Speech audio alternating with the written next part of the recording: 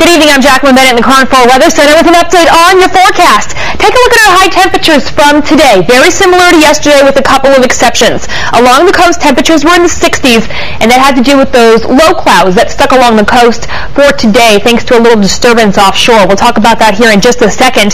Also, a few degrees warmer in our inland spots, just about 90 degrees there today, but this is nothing compared to what we're going to be seeing through the next several days. We'll talk about that also here in just a second. First, let's take a look at our satellite picture and talk about those low clouds. You'll notice right here, there's nothing there right now, but as we put our satellite into motion, you see the spinning that comes up there? This is a very weak storm, and this is what's shooting those low clouds into the Bay Area just along the coast.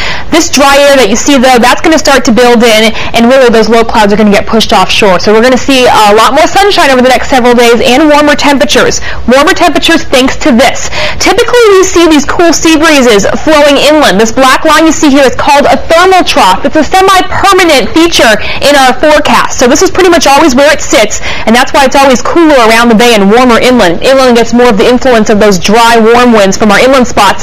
But as we make our way through the next few days, this is going to start to slide towards the coast. So by Thursday, it should be sitting right on the coastline. We'll see more of an influence of these warm and dry winds, and that's going to mean warmer temperatures. Of course, that coupled with that dry air that you saw there in the satellite picture. So significant warm-up Thursday through Saturday. None of those morning low clouds. Temperatures on the coast 75 degrees, and inland spots should be seeing those triple digits. Tomorrow will be another pleasant day. A couple degrees of warming, but not too terribly hot out there. 86 in Santa Rosa, 72 in San Francisco. Inland spots looks like it's going to be about 90 or the low 90s in those spots for tomorrow. Along the coast, temperatures in the upper 60s. Down to the south, 85 in San Jose, 93 in Los Gatos. Here's a look at your Cron 4 7-day around the bay forecast. Take a look at this. Each day we're going to be warming up a little bit. By Friday, it's going to be hot, especially in our inland spots. Around the bay, upper 80s. Along the coast, upper 70s. So definitely a lot warmer than what we typically see.